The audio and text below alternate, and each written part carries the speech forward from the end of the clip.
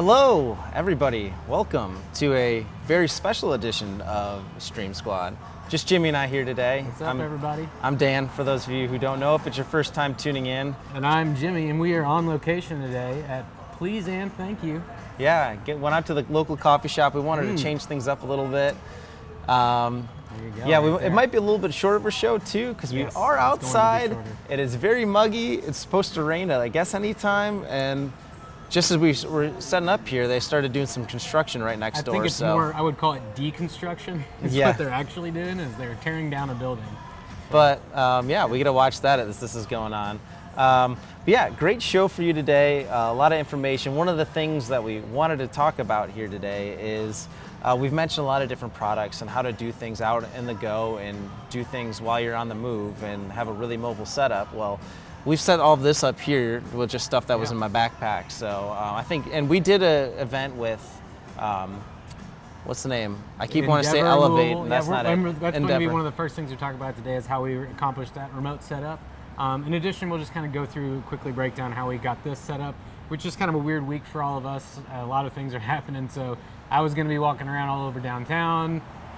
We're getting ready for some other things, so we said, let's just do a remote show. Let's just do it. So that's what you get today. Yeah, so let's talk about the Endeavor event that we did, because that was cool.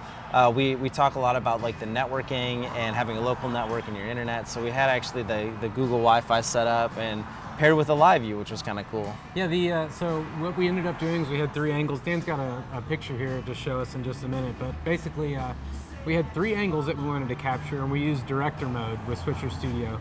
And the good thing about using director mode is you can control the entire production with an iPad that doesn't have to be used as a camera. So Dan had this iPad that you're seeing in the picture on the right, just as the director, over by the soundboard that was already set up. So we got lucky enough that they already had sound at this event we were doing. So we just tapped into that. And then using the Google Wi-Fi puck, we actually used 3 Google Wi-Fi pucks. And we had them set up so that they're all communicating together. And it was spread out across this hotel ballroom. And we were able to connect 3 different cameras. We had one on the floor right underneath one of the main cameras.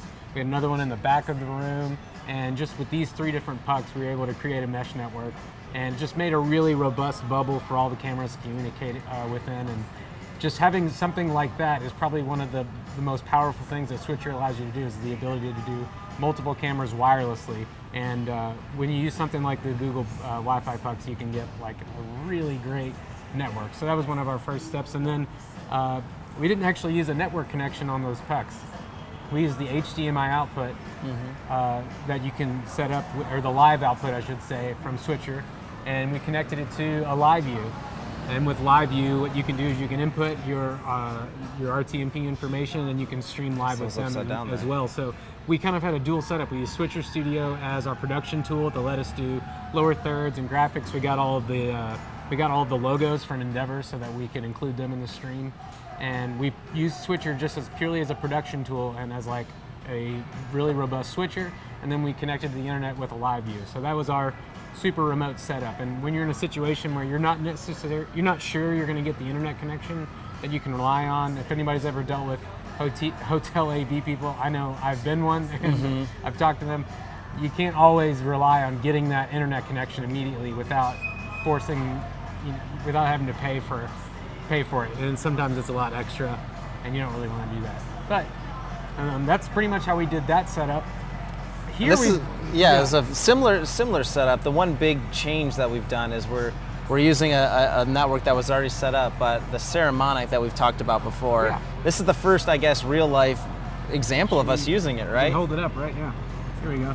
So we've actually got the mixer right there with the Saramonic, and then with some of the stuff I've been doing today, I happen to have my 2 wireless transmitters with me. Up there. So I just connected those 2. We're both mic'd up, and we've got a wireless connection it's like a radio frequency connection for the audio. So that's why we hooked that up. And with the Saramonic, it's really great. It's got 2 channels on it. So since we're sitting outside, we can't control a lot of the environmental factors. Such as the construction going on next door? The deconstruction. Deconstruction. So tearing it down. Since we can't control that, it's good to just have a a lavalier mic that's connected to you. So the closer the sound is to this mic, the louder it's going to be. And things that are farther away, even though you can probably hear some of it in the background, like maybe the plane that's flying over right now, it's just going to be a little bit more diminished than like a tabletop microphone, for example. So that's one tip I would suggest if you're doing something remote. Just try to get a lavalier microphone that you can wear. That's going to make a difference in your production. But as far as cameras go, we're just going to do the one angle today, just to simplify everything and just keep it simple. What are your thoughts on Saramonic so far? I mean, this really is the first time we've actually have it out in the wild using it as a production. We're actually using it for the first time on a production today, although we've messed with it. Yeah. I think it sounds great, and for any audio nerds, I've still got plenty of headroom, so I could crank these up more if I needed to.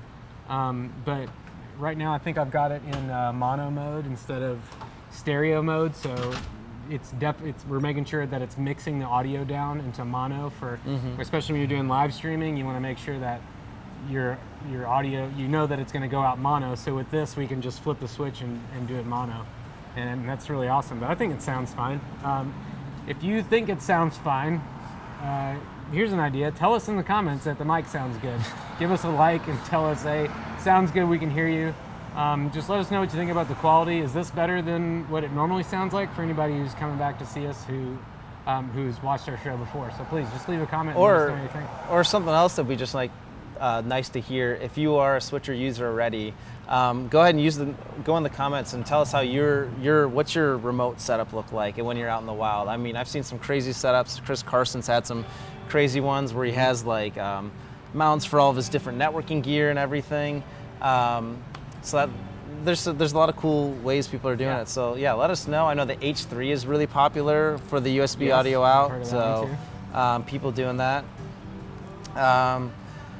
So yeah. Well, hey, let me just I'm gonna cut in and say hi to some people who joined. Angela's here. What's up, Angela? Angela, who's normally, I think this is like the first Stream Squad she hasn't been on. Really? Oh, I guess the NAB one too. There's been a few. All right, so she gets a break for today. And got some. Hey, what's up, Phil? Nice and sunny here in the UK. Cool. Phil Mokes from the United Kingdom. So hi to you. Yeah, well, let's just move on to our next topic right now and just keep the show rolling, and we'll say hi to people. If you have any comments or anything about how it sounds or how it looks out here with our remote setup, please just leave us a comment and we'll say hey to you.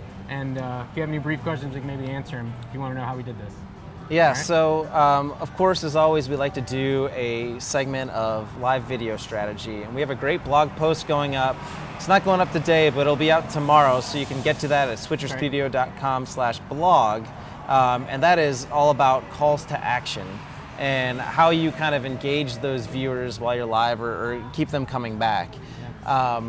And the main, I highly recommend reading the whole article to get all the pieces out of it, but the main thing is really try and figure out what you're trying to accomplish with your live video, and we've talked about that with our metrics and how you should be gauging how well your video is doing. Right.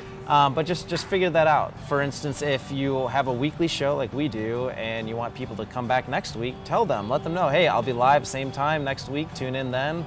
Ask questions, I'll answer them next week or next time. Another thing, if you're just along the same lines, if you're wanting people to just be frequent watchers of your show, maybe you're trying to build some loyalty in your audience just to what it is that you're doing, just remind people that they can subscribe to you. If you're using Facebook Live, you can tell them to turn on notifications from your page, for example. So these are just some like really simple examples of what your goal is. So just think about the goal. Is it to get more people to set up notifications? You know, that could be your call to action, just based around achieving that goal. So try to come up with maybe a list of these different goals that you have for when you're doing your live video, and really target your call to action towards that specific thing. What are some other examples of like a goal? Well, here's a thought. So when we first started doing Stream Squad and started doing live videos, of course, it's like we're a live video company. We should be showing people how to do that stuff, and that's kind of what we're trying to do, is make sure people out there. Goal. Yeah, Switcher's goal. One of our many. goal is to make sure everyone out there is able to create really great content with it, whether it be with Switcher Studio or just other things in general as well, which is why we like to point you to the blog as one of the big things we do, where we, switcherstudio.com/blog, you can log in, or you can subscribe to that so you get updates when new blog posts come out. That's one of the things we really like to do, and that's why we push you there. And we also have the user group that we'll talk about a little bit later, where people can ask questions. It's a nice community where people help each other create that better live video. And of course, for those of you who have watched quite a bit, we also talk about the webinar that Angela and I do every Wednesday at 4. Right. So just using this as a platform to let people know, hey, we're here to help you, and we want you to be able to make the best video possible. Yeah, and just a few other quick examples. I can't overemphasize this enough. Just pick a goal. Get out a pen and paper and write down what your goal is, and just really target what your call to action is going to be based on that. And I really think that is going to make a huge difference for your live videos and the results that you can get from live video. You know. Hey, let me go say hi to a couple people in the comments. I just had them, and Facebook blew them away. Yeah, I know. I saw there's people there, and then they're just kind what's of up, gone. Mark? Here, using a live view. Mark, we are not using a live view. Hello, Mark that's our buddy Mark who works with us. We do have the live view here, but we aren't using one for this Jeff, one. cool apps, guys. Thank you very much, Blanc Jeff. And Blanc Jeff also says that Haiti is in the house, so what is up, Haiti? And someone from the office said, hey, Dan and Jimmy. And Switcher Studio. so Wait, Switcher that's Studio. us. Hello, us. Whoa. Brain explosion. Adam Tuisi, to use a wireless microphone, we need a mixer. Yeah. If you need more than one, I guess. Quickly right? answer, yeah. If you're going to use 2 mics, we're using 2 wireless mics, so we're mixing them together with this. So both microphones go into here, and this serves as our mixer. If you're not going to use 2 microphones, there are some mics with the correct adapter, I must add, that you can connect directly into your iPad. Rode makes some of those. There's a whole host of companies. Just look up wireless iOS microphones on Amazon or Google or eBay. You can find a bunch of examples of how you can do that if you're just using one wireless microphone. Some other people, Karen Gills in Orlando, Florida, up in the house. I was just in Orlando. For the playlist, right? Yes, for Playlist Live. We were there for a little bit. Are using an iPad as the single angle. No, we're actually just using an iPhone 7 because they are super compact, and that's kind of a point we wanted to make later on here about the user group questions. Maybe this is should we? I guess that's a really good use. It's a perfect segue. It's like, how are you using an iPad as a single angle? So this relates directly to what we're going to talk about. Yeah. So just to give you an idea, this is what I'm using to make my switches. We've got director mode running, and we just got one other iPhone right up there set up, and that's the one angle that we're using. So. Right. This device is just switching, not doing any of that stuff. But as Jimmy kind of alluded to, let me get my lower third here. Every week we like to take a question from our user group. It's the Switcher Studio Enthusiast on Facebook. You can search for it, or if you're a user and you go to the Switcher Studio webpage and go into the dashboard, you can find a link there to join. You'll fill out a quick survey and you'll be invited in. And you can ask lots of questions there. It's a really good community of people helping each other out. And when we hear good questions, we always like to highlight one on the stream and answer that. And this week's question is, someone was having trouble picking out a device for an overhead shot. And that got me thinking to all the different thought processes, because for an overhead shot might be the answer for what device to use might be a lot different for someone whose biggest question is what budget is it, or how long the devices are going for. For this person, they decided to go with an iPhone SE because it's a smaller device. It's gonna be a lot easier to hang up there and get going as opposed to a big iPad or something. Exactly. And the iPhone SE is a cheaper option as well. Yeah, the question comes down to what devices should I use? There's a compatibility chart that we have on our website that actually shows here all of the devices that are compatible with Switcher Studio. If you just visit our site, and is this in the knowledge base, I believe, or is this is under like one of the Yeah, I think it's under the pricing page. Pricing. So this will tell you all the devices that you can use that will work with Switcher Studio, and you can just start from this list to get an example. But if you're going to use an iPad, if you're going to purchase an iPad, this is something to take into consideration because they're going to be more expensive than probably the cheapest device right now is an iPod Touch, maybe. But there are some devices like the iPhone SE that I looked on eBay this morning, and they range from price from $95 to $275. So that's a great starting point too. So yeah, take into consideration, where is it going to be mounted? Do you need a big screen for that camera? Or maybe are you fine with it just being a remote camera with a smaller screen that you're not really going to be looking at anyhow? Like for example, we had the 7 here. We can't see the screen with the 7, so we're not really concerned about that. But if I was like a camera operator, I might want a bigger iPad screen so I could see everything that was in the picture. So maybe that's something else you want to take into consideration.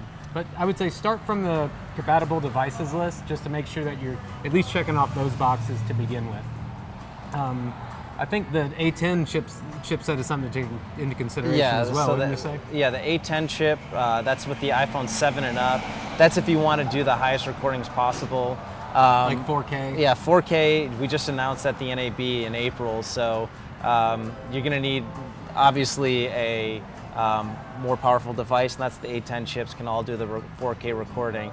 Something else to know about that with the recording and your file size is that's going to factor into what device you're going to get. The storage capacity. Yeah, if you're doing a really long, like 5-6 hour event and you want to record it, you're obviously going to want to get one of the higher storage devices as opposed to if you're just doing them here and there quick, an iPod Touch that has I think 8 gigs or something, or 8 to 16 gigs is going to be just fine. But like for our show today, we're trying to keep around 20-25 minutes or so. If that's all the length of your show that you ever do and you have time to take the storage off your phone, then yeah, maybe you can go with one that has a lower capacity. But if you imagine that you're going to be doing switcher sessions constantly, then you want to go with a higher capacity device for sure. Yeah, so, I think keep that in mind. The big things I think that come into play when you're doing it, just to kind of recap this, are what quality you're recording is the A10. Do you have to worry about one of the newer devices? Where's it going to be located? Is it going to be in front of people too, is something? Because if you're going to have it be in front of a bunch of people, you don't want a huge iPad. A small iPod Touch or iPhone is going to be a lot better for that. That's true. Yeah. So, and then of course, the location and how you're connecting is going to be there as well. That's right. Quick question related to this, Karen Gilson. Thank you for your comments. Really appreciate them, Karen. Is the camera good on the SE? Yeah, the SE is one of the compatible devices. I think the camera is good. Some of the cameras have different aperture values, which kind of deals with how the focus will work and how much light they can accept. And also, some of the cameras have a wider field of view than others, but generally they're all within the same kind of range. A lot of the different devices kind of brag that they have the best and the better camera, but we just find that if you're using like director mode, for example, you can really up the quality of the picture that you're capturing in that regard, and I think that's the best way to do it. And right now, if you're live streaming, 1280 by 720 is the most for live, but if you're going to be recording, yeah, every device at this point can do 1080p. All compatible devices can record 1080p in director mode, so I think as a starting point, every device that's on the compatibility list does look good. I would say that objectively, that they're good quality.